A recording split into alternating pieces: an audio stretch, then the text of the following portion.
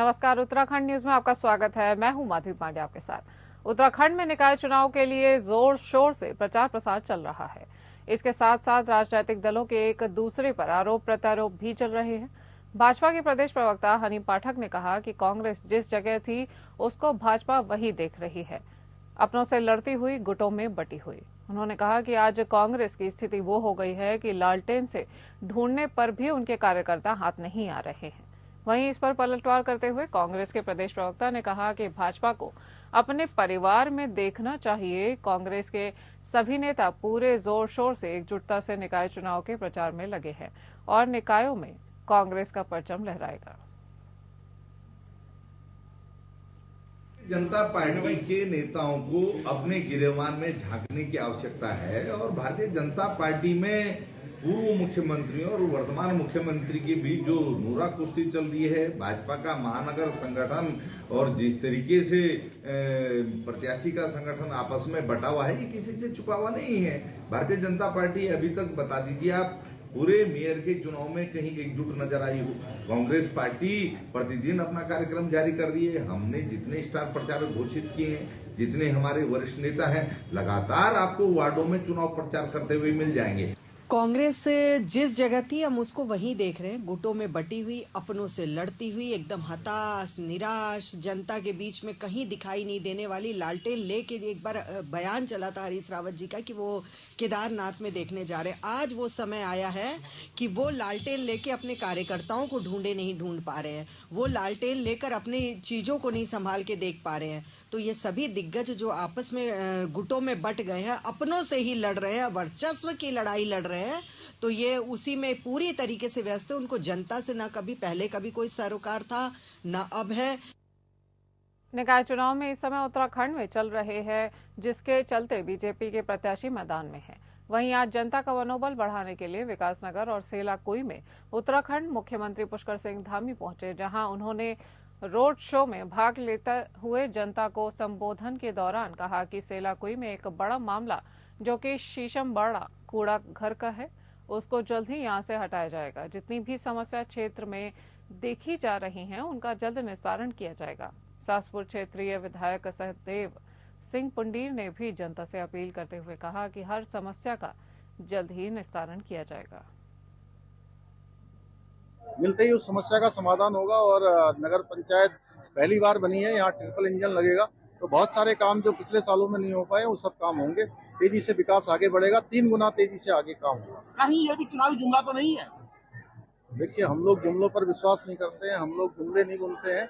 हम जो है बिल्कुल काम करने पर विश्वास करते हैं और ये काम कर रहे हैं, ये सब प्रदेशवासी जानते हैं। प्रदेश के अंदर इस समय सारे लोग, जहाँ भी मैं जा रहा हूँ, बड़ी संख्या में लोग भाजपा का समर्थन कर रहे हैं और तीसरा इंजन लगाएंगे। निकायों में भी भाजपा की सरकार बनेगी और तेज गति से विकास आगे बढ़ेगा। धन्यवाद।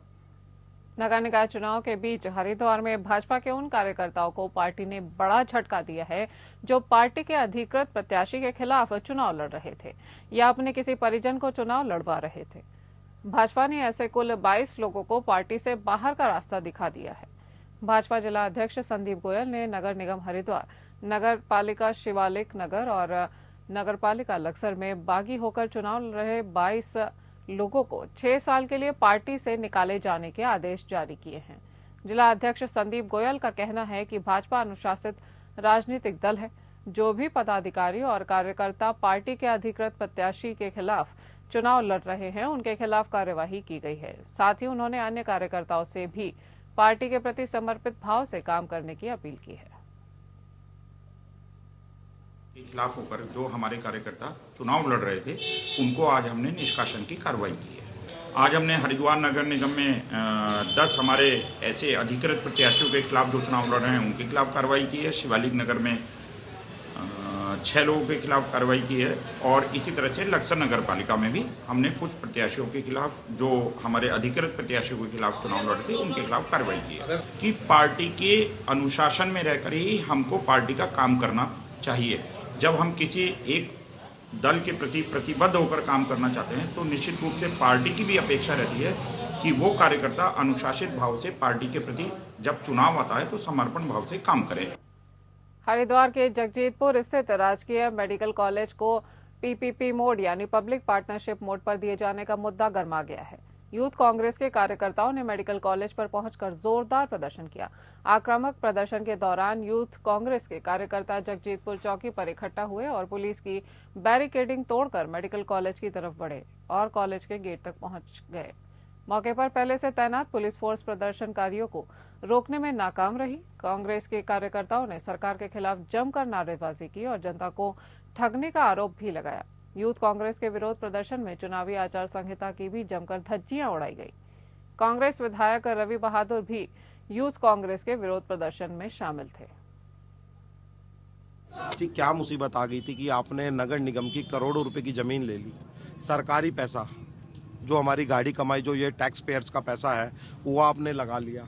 और ऐसी क्या प्रॉब्लम आ गई थी, ऐसा दिल्ली का क्या प्रेशर था मुख्यमंत्री जी पे जो उन्होंने जो है प्राइवेट इसको जो है दे दिया। लिख के दे रहा हूँ, आप शिक्षा महंगी होगी 110%। जो नीट का टॉपर है वो प्राइवेट कॉलेज में क्यों आएगा?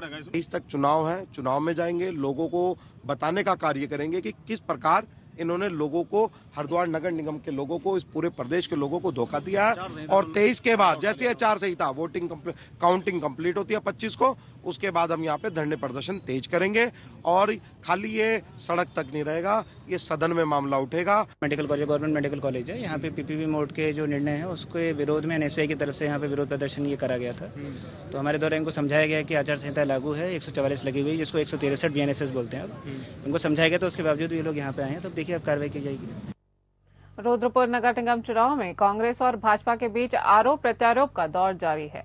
कांग्रेस के मेयर प्रत्याशी मोहन खेड़ा ने भाजपा के मेयर प्रत्याशी विकास शर्मा पर गंभीर आरोप लगाए हैं, जिनमें चुनावी प्रक्रिया में गड़बड़ी करने के लिए मोबाइल नंबर को ट्रैक करने जैसे असंवैधानिक कदम उठाने और झूठे प्रार्थना पत्र दाखिल करने के आरोप शामिल है। मोहन खेड़ा का कहना है कि भाजपा अपनी हार को लेकर परेशान है और इसलिए ऐसे अनैतिक कदम उठाए जा रहे हैं। उन्होंने चुनावी प्रक्रिया को लेकर पारदर्शिता बनाए रखने की आवश्यकता पर जोर दिया है और भाजपा द्वारा की जा रही गड़बड़ी की सख्त निंदा की है, जिसके चलते आज कांग्रेस मेयर प्रत्याशी मोहन खेड़ा ने प्रेस कॉन्फ्रेंस की। दूसरी ओर भाजपा ने इन आरोपों को निराधार बताते हुए कहा है कि कांग्रेस हमेशा चुनावी हार से बचने के लिए ऐसे आरोप लगाती रहती है। भाजपा का कहना है कि उनकी पार्टी पूरी तरह से चुनावी प्रक्रिया में विश्वास रखती है और कोई भी असंवैधानिक काम नहीं किया जा रहा है।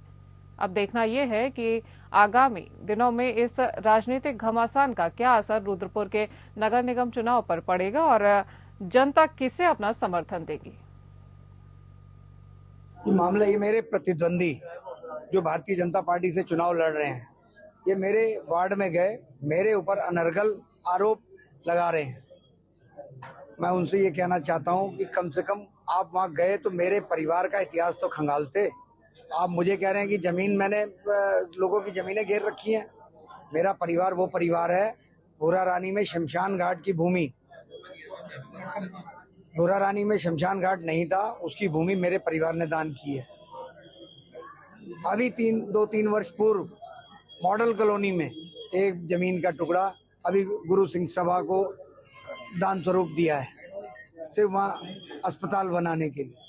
आप मेरे पे आरोप लगा रहे हैं कि मेरा परिवार जमीन घेरने वाला है। मेरा परिवार उनमें से नहीं है कि नजूल की जमीन घेर ले और उसमें मंदिर के नाम पे अपना स्वार्थ सिद्धि करे। देहरादून में 15 जनवरी सुबह 10 बजे नगर निकाय चुनाव के लिए भाजपा घोषणा पत्र जारी करेगी। भाजपा प्रदेश मुख्यालय से संकल्प पत्र जारी होगा। इस दौरान मुख्यमंत्री पुष्कर सिंह धामी भी मौजूद रहेंगे। घोषणा पत्र में प्रदेश के लिए जो काम किए गए हैं, साथ ही में जो किए जाने हैं, उनके शामिल किया जाएगा। साथ में प्रत्येक नगर निगम के लिए अलग अलग संकल्प पत्र भी जारी किया जाएगा। इस दौरान सभी पदाधिकारी, कैबिनेट मंत्री मौजूद रहेंगे।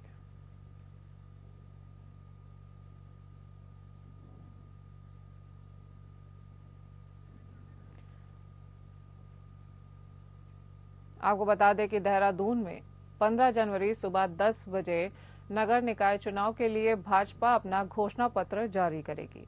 भाजपा प्रदेश मुख्यालय से संकल्प पत्र जारी किया जाएगा और इस दौरान मुख्यमंत्री पुष्कर सिंह धामी भी वहां पर मौजूद रहेंगे। घोषणा पत्र में प्रदेश के लिए जो काम किए गए हैं, साथ ही में जो काम अभी उन्हें करने हैं, उनके शामिल किया जाएगा। साथ में प्रत्येक नगर निगम के लिए अलग अलग संकल्प पत्र भी जारी किया जाएगा। इस दौरान सभी पदाधिकारी, कैबिनेट मंत्री मौजूद रहेंगे।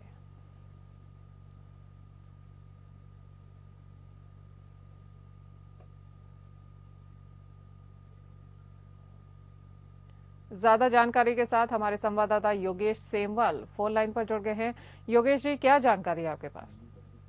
बिल्कुल, आपको बताना चाहेंगे कि 15 तारीख यानी कि कल जो मुख्यमंत्री पुष्कर सिंह धामी हैं, प्रदेश अध्यक्ष भाजपा के हैं महेंद्र भट्ट, और उनकी उपस्थिति में घोषणा पत्र जारी किया जाएगा। ये घोषणा पत्र अगर बात करें, आप जिस तरह से आपने भी बताया कि घोषणा पत्र के साथ ही अन्य जो नगर निगम होंगे उनके लिए संकल्प पत्र भी जारी किए जाएंगे। सबसे बड़ी बात यह है कि जिस तरह से ये चुनाव चल रहे हैं और भाजपा लगातार प्रचार प्रसार कर रही है, वैसे में घोषणा पत्र बहुत ज्यादा महत्वपूर्ण हो जाएगा। आखिर क्या कुछ रहेगा घोषणा पत्र में, आम लोगों के लिए क्या रहेगा, नगर निगमों में किस तरह से उनका रहेगा कि हाँ हम और ज्यादा नगर निगमों को ठीक करेंगे, या फिर जो नगर परिषद रहेंगे, जो अन्य जो रहेंगे उनको किस तरह से हम सही करेंगे, क्या कुछ रहेगा, बस्तियों को लेकर क्या कुछ रहेगा, पहाड़ों में जो इनकी नगर निगम है उनको लेकर क्या कुछ रहेगा, ये सारी चीजें इन संकल्प पत्र और घोषणा पत्रों में रहेगा, जिससे कि आम लोगों को पता चल सकेगा कि आखिर भाजपा का अगर जीत कर आता है मेयर, भाजपा का जो मेयर रहेगा, तो उसके बाद वो क्या काम करेगा, किस तरह से काम करेगा। जी, तमाम जानकारी हमारे दर्शकों तक पहुंचाने के लिए धन्यवाद योगेश। कांग्रेस के प्रदेश अध्यक्ष और वरिष्ठ नेता मयूख महर का आपसी विवाद थमने का नाम नहीं ले रहा। कयास लगाए जा रहे हैं कि जल्द ही मयूख महर भी भाजपा का दामन थाम सकते हैं, जिसको लेकर भाजपा के संगठन महामंत्री आदित्य कोठारी ने कहा कि कांग्रेस के कई बड़े नेता बीजेपी के नेताओं के संपर्क में हैं और जल्द ही कांग्रेस के कई नेता मयूर प्रखर के साथ भाजपा में शामिल हो सकते हैं। देखिए, कांग्रेस के लोग तो ताकत झोंक रहे हैं, अपने कैंडिडेटों को हराने में पूरी ताकत झोंक रहे हैं, और ये पिथौरागढ़ हो, श्रीनगर हो, ऋषिकेश हो, कई जगह जो है ये प्रत्यक्ष लोग इसको देख रहे हैं कि कांग्रेस के लोग कांग्रेस को हराने में लगे हुए हैं। हरीश रावत जी का जो बयान है, उन्होंने, मुझे लगता है कि कांग्रेस के अंदर जो गुटबाजी लगातार बढ़ रही है, उस बढ़ती हुई गुटबाजी को रोकने के संबंध में उन्होंने अभी भी ये प्रयास किया है और अपील की है कांग्रेस के कार्यकर्ताओं से कि आपसी गुटबाजी में लड़ने के बजाय एकजुट होकर के लगेंगे। लेकिन ये कांग्रेस की फितरत है, कांग्रेस का ये नेचर बन चुका है, कांग्रेस का व्यवहार बन चुका है, इसलिए मुझे लगता है कि हरीश रावत जी की अपील भी कोई काम नहीं करेगी। उधम सिंह नगर में वार्ड नंबर 1 से भाजपा पार्षद प्रत्याशी पवन कुमार राणा चुनाव प्रचार में जुटी हुई है। उनका दावा है कि जनता का भारी समर्थन उन्हें मिल रहा है, जो उनके युवा, शिक्षित और हमेशा जनता के साथ खड़े रहने के कारण है। पवन कुमार राणा ने अपनी प्राथमिकता स्पष्ट की है और कहा है कि वे वार्ड की समस्याओं पर ध्यान देंगे, जिनमें बारिश के कारण जलभराव, सड़कों की खराब स्थिति और नालों की सफाई जैसे मुद्दे शामिल होंगे। उनका वादा है कि इन समस्याओं का समाधान जल्द से जल्द किया जाएगा। मेरा सभी से आग्रह है कि जहां जहां हमने देखा कुछ कठिनाइयां हैं, तो मैं आपसे वादा करूंगा कि मैं उस कठिनाइयों को पूरा करूंगा। कुछ दिक्कतें हैं वो सब निवारण होगा, लेकिन मेरा यही एक सबसे आग्रह है कि 23 तारीख को सभी जने प्रातः उठकर वोट जरूर करें, क्योंकि आप जितना ज्यादा वोट करेंगे उतना अच्छा रहेगा, उतनी ज्यादा से ज्यादा हमारी जीत होगी और ज्यादा संख्या में, ज्यादा मार्जिन में हमारी जीत होगी, और ये जीत करके तो हम बीजेपी की झोली में डालेंगे। साथ मैं लगातार सुबह शाम दिन रात लगा हूँ, क्योंकि मैंने काम किए हैं, लोगों के सुख दुख में साथ खड़ा रहा हूँ। आज वही प्यार जनता का मिल रहा है पवन राणा को, और पवन राणा मेरे साथ में है। कोशिश पूरी ये रहेगी कि भारी से भारी मतों से, जनता जनार्दन है और जनता अपना वोट देगी। मुझे पूरा विश्वास है कि वार्ड नंबर के एक की जनता से अपील भी करता हूँ आपके माध्यम से कि सभी लोग पवन राणा को विजय बनाएं, क्योंकि विकास के जो रुके काम है, क्योंकि बहुत सारे काम है, बहुत बड़ा वार्ड है और वो काम पूरे करवाने हैं। मैं अपना अनुभव, जितना मुझे अनुभव है, जितना मुझे यहाँ के बारे में पता है, वो सब साझा करूंगा पवन राणा के साथ और रुके हुए काम पूरे करवाऊंगा। उत्तराखंड पुलिस के आईजी गढ़वाल रेंज के राजीव स्वरूप ने बताया कि मकर संक्रांति पर हर साल हजारों श्रद्धालु मां गंगा में डुबकी लगाने के लिए हरिद्वार आते हैं। इस साल भी मकर संक्रांति पर हजारों की तादाद में श्रद्धालु हरिद्वार पहुंचेंगे। इसके लिए सभी तैयारियां पूरी कर ली गई हैं। माना जा रहा है कि 14 और 15 जनवरी को श्रद्धालुओं की भारी भीड़ उमड़ेगी। हरिद्वार के ऋषिकुल ऑडिटोरियम में स्नान पर्व को लेकर पुलिस ब्रीफिंग भी की गई। ब्रीफिंग में वो तमाम पुलिसकर्मी मौजूद थे जिनकी ड्यूटी मकर संक्रांति के दिन होने वाले स्नान पर्व पर लगाई गई है। हरिद्वार में मकर संक्रांति के दिन स्नान पर्व होता है। इसके लिए पुलिस प्रशासन ने कमर कस ली है। स्नान पर्व को सकुशल संपन्न कराने के लिए मेला क्षेत्र को 7 जोनों में बांटा गया है और 17 सेक्टरों में बांटा गया है। बम निरोधक दस्ता, श्वान दल की टीमें भी नियुक्त की गई हैं। तेज ठंड के चलते हर की पैड़ी पर एम्बुलेंस भी तैनात रहेगी। भीड़ का दबाव बढ़ने पर ट्रैफिक डाइवर्जन प्लान भी लागू किया जाएगा। सुरक्षा की चाक चौबंद व्यवस्था की गई है। देखिए, ये हमारे हरिद्वार में वर्ष का पहला स्नान है मकर संक्रांति का, और ये काफ़ी धूमधाम से मनाया जाता है और काफ़ी संख्या में लोग जो हैं वो हरिद्वार आते हैं गंगा स्नान करने के लिए। इसमें सुरक्षा की दृष्टि से काफ़ी कड़े प्रबंध किए गए हैं। सुरक्षा की दृष्टि से, भीड़ के मैनेजमेंट की दृष्टि से इसमें मुख्यालय स्तर से 4 deputy SP, 9 inspector, 60 sub inspector, महिला उप निरीक्षक 10, हेड कांस्टेबल 75, महिला कांस्टेबल 10 के साथ साथ पीएसी को भी डिप्लॉय किया गया है। क्यूआरटी को भी वहाँ पे डिप्लॉय किया गया है, ताकि जो भी श्रद्धालु आए उनका जो भीड़ का जो मैनेजमेंट है वो भी अच्छे से हो, और सुरक्षा की दृष्टि से भी काफ़ी स्नान जो होता है वो संवेदनशील होता है, तो इसके लिए भी व्यापक प्रबंध किए गए हैं। मकर संक्रांति पर गंगा स्नान करने के लिए हर की पैड़ी पर श्रद्धालुओं की भीड़ उमड़ रही है। सुबह 4 बजे से हरिद्वार में गंगा स्नान के लिए श्रद्धालुओं के पहुंचने का सिलसिला जारी है। मकर संक्रांति पर गंगा स्नान का खास महत्व बताया गया है। कई राज्यों से श्रद्धालु गंगा में आस्था की डुबकी लगाने के लिए वहां पर पहुंच रहे हैं। गंगा स्नान के मद्देनजर पुलिस प्रशासन की ओर से भी सुरक्षा व्यवस्था के पुख्ता इंतजाम किए गए हैं। पूरे मेला क्षेत्र को 8 जोनों में और 28 सेक्टरों में बांटा गया है। साथ में ही ट्रैफिक प्लान भी लागू किया गया है। मकर संक्रांति पर सूर्यदेव उत्तरायण में होते हैं और शरद ऋतु क्षीण होने लगती है। मकर संक्रांति से भी मांगलिक कार्य शुरू हो जाते हैं। देश के अलग अलग हिस्सों में इस पर्व को अलग अलग नामों से जाना जाता है। तो यहाँ बहुत भीड़ भड़ाका जी, यहाँ बहुत ही ज्यादा भीड़ है, लोगों की भीड़ जमी हुई रखी है। और यहाँ श्रद्धालुओं को कितने बुजुर्ग लेडीज भी नहाने आई हुए हैं। आप ये देखो ना, कितना लोग मानते हैं इस चीज को। हमारे हिंदू धर्म में बहुत बड़ा महत्व। आज के ये मान लीजिए, आज इतना बड़ा दिन है, कल से सर्दियाँ कम हो जाएंगी। आज जैसे कि हम और दिन भी कभी हर की पेड़ी पे नहाने आते हैं, इतनी भीड़ जितनी आज दिख रही है इतने सामान तो नहीं दिखती हमें। और आज तो विशेष महत्व है मकर संक्रांति का।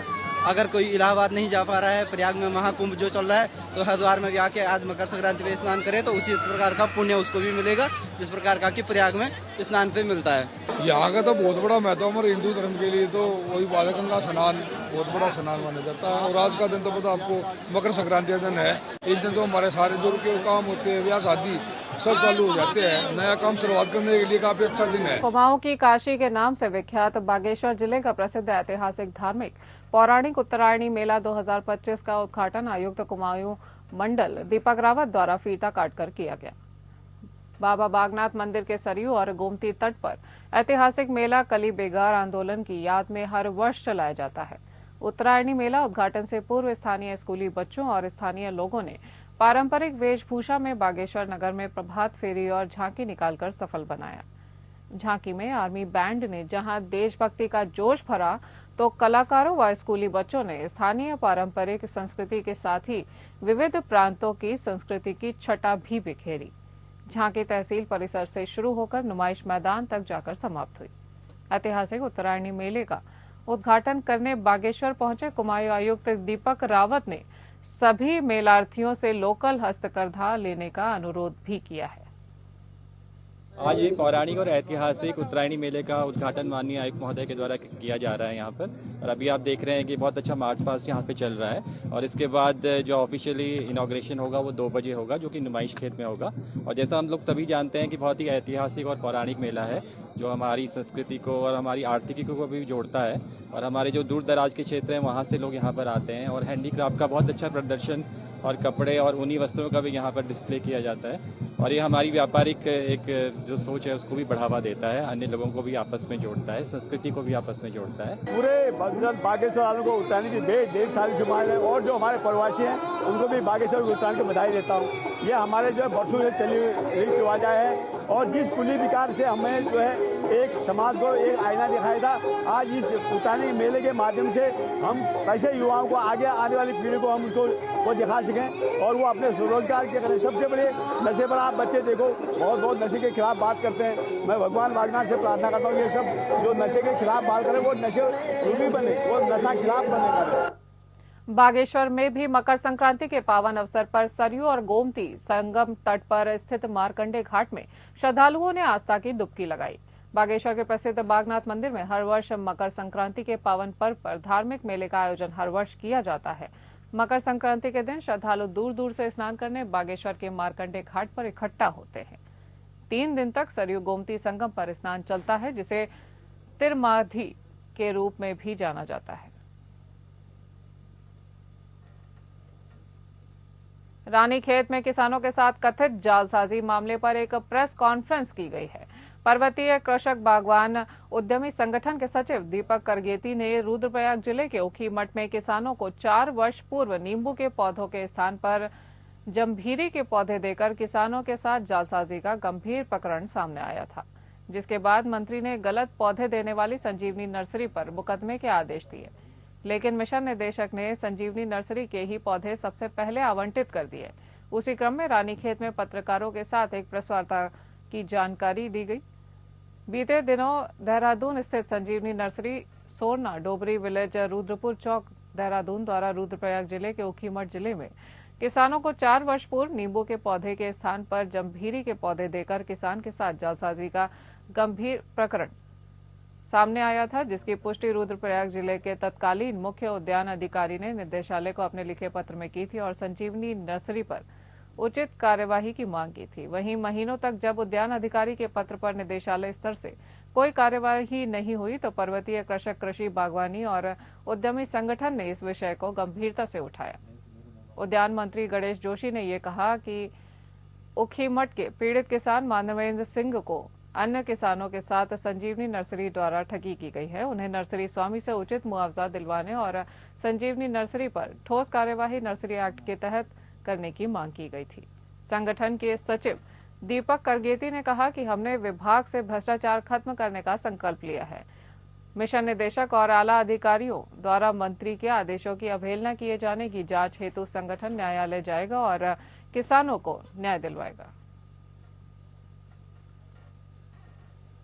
जहां एक ओर सीबीआई जांच अभी भी गतिमान है, दूसरी ओर ऊखीमठ के रुद्रप्रयाग में किसानों द्वारा एक संजीवनी नर्सरी है, उसके द्वारा करोड़ों के जो है लागत से पहले 4 साल पहले पौधे दिए गए लाखों की लागत में, और 85 से अधिक किसानों ने जब वो पौधे लगाए वो नींबू के नाम से उनको दिए गए थे और वो जमीरी निकले सबके सब, जिस पर पर्वतीय कृषक कृषि बागवानी और उद्यमी संगठन ने माननीय मंत्री जी से निवेदन किया था कि ऐसी जो फर्जी नर्सरियां हैं जो कुछ और किसानों को बता के कुछ और पौधे दे रही है, जिससे किसानों की जो मेहनताना है, उनका जो लेबर है, 4 वर्ष की जो उनकी जो धनराशि उनके पास आनी चाहिए थी वो ना आके उनके साथ एक बहुत बड़ा फ्रॉड हुआ है, इसको रोका जाए।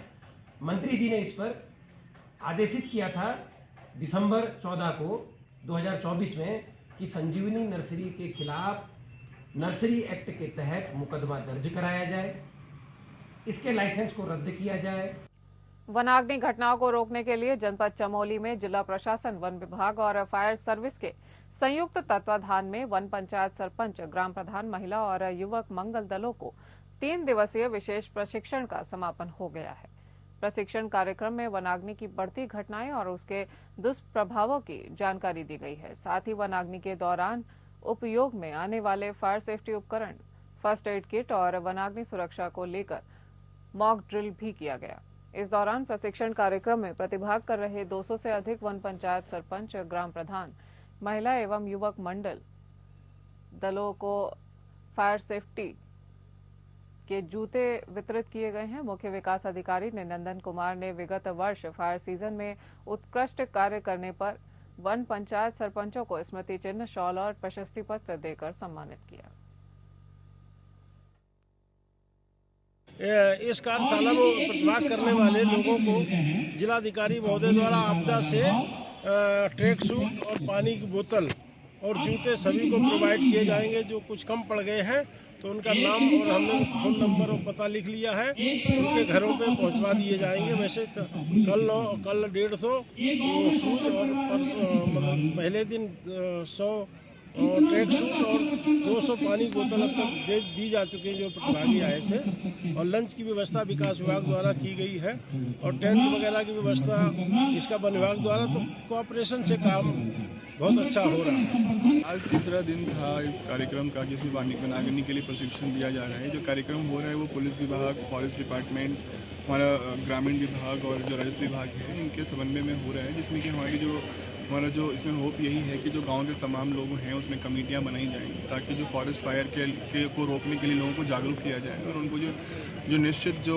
गतिविधियां हैं जिससे कि फॉरेस्ट फायर को रोका जा सके और कम करा जा सके, उसी के संदर्भ में ये ट्रेनिंग दी गई है। हमेशा जनता का उनका साथ देते हैं। वनाग्नि में जब आग लगती है अपनी महिला मंगल दल सबको लेके चलते हैं एक साथ, अपना सब घर का काम छोड़ छाड़ के परेशान रहते हैं, लोगों की गालियां खाते हैं, लेकिन हमें एक मृतक पद दिया गया है जिसमें हमारी कोई नहीं सुनता है, केवल हमें गालियां मिलती हैं।